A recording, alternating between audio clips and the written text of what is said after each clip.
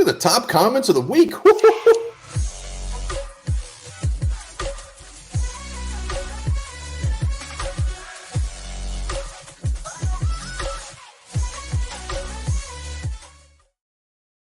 All right, welcome back to the Onebar and Lupagus show. I'm Onebar with Lupagus. We got top 7 comments of the week, courtesy of you guys and girls. Thanks everyone who not just commented, but took the time to write a little something from their heart based on these videos that we do. If you're watching the videos, you're commenting, it's a double thank you from the Onebar and Lupagus show.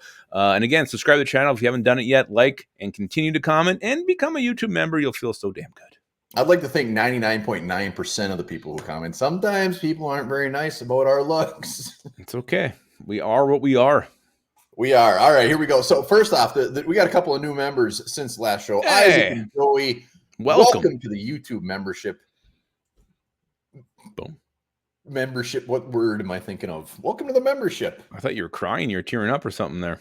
Yeah, so we got 2 more. And then as always, here are all of our members. Greatly appreciated. Every one of you guys, you want to join it, go hit the join. There's a big old join button right on our YouTube page. So hit that up. I can't wait till we don't see the beers on that image.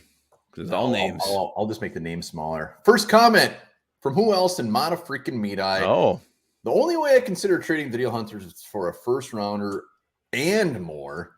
And I put a lot of comments on Danielle Hunter as far as, get him out of here. We got to re-sign him. We need 8 first-round picks. We're not going to get anything from him. So this is a good talker. He wants a first-round pick and more. Yeah, I mean, it's a great talker. And, yeah, I mean, I want him to re-sign. But if we're going to trade him, it's got to be at least that for me to get rid of him. I saw something on The Athletic put out something saying a 4th-round pick for Danielle Hunter. No, you can't take a 4th-round pick for Danielle Hunter. You can't do it. So you make it work. You make the contract work if you're taking anything other than that. I would love to see a first and something else. I don't know what the value is. I don't know what the market is for him right now. He's 28 years old, still one of the best damn players at his position in the league. So to me, it's a little bit questionable, but personally, that's what I'd take to ship him out. I don't want to take nothing. Kwesi, this is his moment. Re-sign him. Be done with it. We're not going to get the value. But the thing is, with NFL trades, nobody has a clue. I'm looking back at the trades from last year. So Bradley Chubb goes for a 1st and a 4th, and they gave up a 5th. And then, I mean, you get guys like, who was it? Deion Jones. Deion Jones goes for a 6th rounder. Not that he's Danielle Hunter. Then all of a sudden, I mean, Calvin Ridley a 4th and a 5th. And then all of a sudden, Chase Claypool goes for a 2nd. So, and we gave up a 4th for Jalen Reagor. You can't predict the value on the trades until they're done. You can't. It's impossible. You can't. But, I mean, I think everybody can agree a 4th-round pick is nothing for Danielle Hunter. You can't do it. You can't do that. No way. If we move on from Danielle Hunter for anything less than even a 2nd rounder, which I absolutely do not want, that's when Kwesi, the chatter for Kwesi can start to get a little bit louder. Like, what the hell's going on? Absolutely. Absolutely. Great question, Monamita. What a way to start the comment show. All right, Harmsy. So this one's come up a couple times. And so, Harmsy, this is going to get me going on a huge rant. But yes, I've lost confidence in him being Kwesi already, mostly because of his drafting. The wins also weren't coming from Kwesi players. You want to start or you want me to do my little – I've just got a little spiel on this. Yeah, by all means, take your spiel. The drafted players, you have to give it time. Not every draft class hits in year 1. It rarely happens. So that is nothing new. Teams go through that every couple of years. You have a draft class that does nothing year 1. So that's nothing. You can't get too excited. You can't make any conclusions from there. And he says the wins aren't coming from Kwesi players. Harrison Phillips, Jordan Hicks, who else am I forgetting? TJ Hawkinson. Those are all Kwesi players. Those guys all contributed to wins. So you can't say that the wins didn't come from Kwesi players because there was players. They weren't rookies, but they were Kwesi players that he brought in. I love Harms. Harms and I generally agree with everything. I do not get this at all because the last 2 years before Kwesi, we had losing seasons with these players. So if that's your argument, we were a much better team this year with the same players, except for the ones you said. I don't get it. What am I missing? I don't know. I think the argument is. I think it comes to him and then the rookie. I think it's all about the rookies, and maybe that's what's getting confused here. I think he wanted a lot more from the rookie class. He said the wins were because of the other regime's players, but we did way better. And something that nobody seems to mention when we rip on Kwesi, not we, when other people rip on Kwesi, is he hired Kevin O'Connell. Mm-hmm. Kevin O'Connell was the head coach who came in as a rookie and got 13 wins. A big part of the previous regime's players or whatever was the fact that Zimmer could walk by you in the hallway and not even say hello. Changing the culture, changing the attitude in that building with some pretty damn good players goes a long way. And it shows with what they did. Maybe they actually want to play for O'Connell. Maybe they actually want to play for Kwesi, and they're actually giving a little more extra oomph. So that I'm sorry, Harms. I got nothing on that. I'd love to hear his rant. I want him to come in and be right in the middle of us right now. Yeah, I don't know. I don't know either. Art Vandalay. So this was when Dalvin Cook, I did a video saying I mentioned that Dalvin Cook will go down as one of the best offensive Vikings to ever wear purple. So Art goes off. It says best Viking all time. But a joke to you Gen Xers and millennials all time is confined to the short segment of your young lives that you remember. You flap your mouths as if you were born at the beginning of time and you've seen it all. The fact is you haven't seen shit. You're still wet behind the ears and your mouth smells like your mother's milk. Art is losing his freaking mind. You think he had his trumpet going while he ranted all that? He put a couple other comments basically saying, teams used to play 12. I mean, obviously, we know the history of the game. We know that you can't compare stats. It's not apples to apples. How can you not say Dalvin Cook isn't one of the best offensive players to ever play for the Vikings? He ranks third in rushing yards.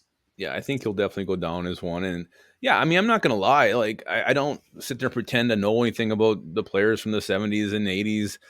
Hell, even the early 90s that was before my time. I really didn't become a huge Viking fan until 97, 98 when I really started paying attention to everything. So I know going back, I don't know as much about those players. But what I do know, I think today's athlete is a far greater athlete than there was back then. I mean, these players now are constantly working on their body, their nutrition. They're always working out. I don't think that was the case back then. So if you can compare actually athlete to athlete, I will take any new generation player, unless it's some just freak show from way back when who's genetically gifted. So that's where I think today's athlete's better. But even Art, there's a whole lot more to look at.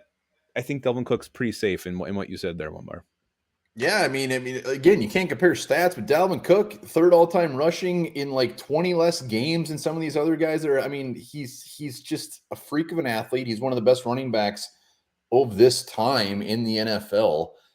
Yeah, I guess we'll have to agree to disagree on that. But we're not pushing aside the history of the game. I mean, it's just that good. He's so good.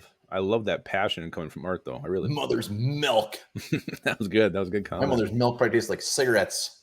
I probably had Fruit Loops in it. Rob E. So he's talking about Watts. Armand Watts graded 49 last year. Blacklock graded 46. Watts is in year 4 and hasn't done anything.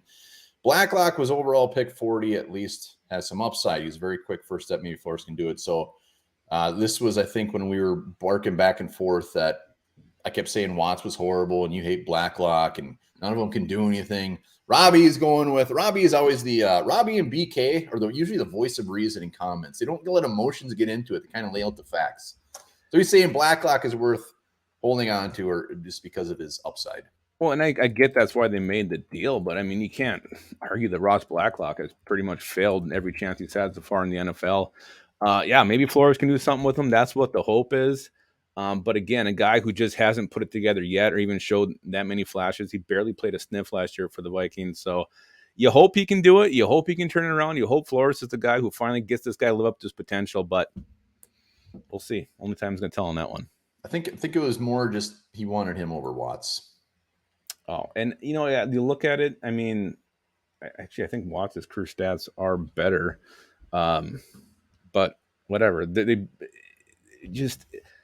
You just don't see it yet from Blacklock. And you don't see it from Watts either. And I know it is what it is, but I almost feel like this was a trade like you could have kept either one and had the same results. Bring back Cam Dantzler. Why? That's why I put it on there. I mean, so he was released by Washington, right? And then he signed with the Bills. Yeah. This is one of the ones. Armand Watts is a great example. We let somebody go and we think we just stepped on our dicks and, oh my God, this guy's going to go there and he's going to rip it up. Shit, he got cut. Dantzler got cut again before the season started. So maybe he's just not that good. It's so weird because, I mean, we think of when he came in the league, that camp he had with the Vikings, he was a Taka camp, making all these plays, looks like cornerback one, had some flashes early that rookie year, and then, I don't know what happened. He started to suck, got in Zimmer's doghouse. I don't know if he lost confidence, he was hurt. Uh, I don't know. From what he showed early to where he is now, talk about a complete 180. Yeah, but it just makes us feel better. Like, you know what? They made the right move. They But if he was should a have cut him. kicker, If he'd he can't probably be be on off now. Washington, he can't If you play on any team. can't be in Washington, you should be in the XFL. All right. Harmsy is a two-timer this week. It seems like the whole Cook thing is going to last almost as long as I last in bed. Picture that. I don't believe him, but I like where his head's at. Both Ben of them. Harms is a nice romanticist. What's the word? Takes his time. Last one, and this is, I'm going to get to the gist of it. He wants Hunter priority 1. He wants TJ Hawkinson to be priority 2, and then JJ or Justin Jefferson after that. So that's the main thing. I want to know what you feel about his priority is getting Hunter here, then TJ Hawkinson, and then Jefferson. And Jefferson, basically, his argument is we got time with Jefferson. These other guys, not so much. No, I think he's right. I mean, Hunter's the one that you want to get done right away. I mean, Hawkinson's already been to voluntaries. He's going to be there. They'll get that thing done. There's no rush there, no hurry there. Has Justin Jefferson reported? Because he didn't go into the voluntary camps either. But yeah, I think Hunter's the one that is the real issue. He's already said he's not going to show up, which makes him officially a holdout. Is this going to linger into camp? Because then, everybody says, well, it's not a distraction. We don't care. We worry about who's here. It does. It is a distraction because they're constantly being asked about it. And even players, teammates, coaches are all asked about it. So it does become a distraction. So I think he's right. I think he's right for the most part on these priorities. You're saying he's right. So putting Jefferson, the third guy to get signed out of these guys, you're fine. I would probably put Jefferson too. So if I'm going to go rank them all, I'd get Jefferson done because I think he could hold out too. Yeah, no. Hunter, figure that situation out. Justin Jefferson's your next priority. Hawkinson loves it here. He's going to come back. He ain't going to get pissed off if we sign Justin Jefferson first. If we sign TJ Hawkinson first, Justin Jefferson might get ornery because he's a newbie. It's possible. It's possible. Handle him I'll go delicately. Yeah, you do. You want to make sure he's happy. He's a gift. Speaking of gift, once again, there's our members. Oh. What a gift you've given us. Hit that join button. Those are our comments of the week. It's in the books. And again, thanks to everybody who commented. We'll do this again next week. And remember this, coffee has been found to reverse liver damage caused by alcohol. Ooh,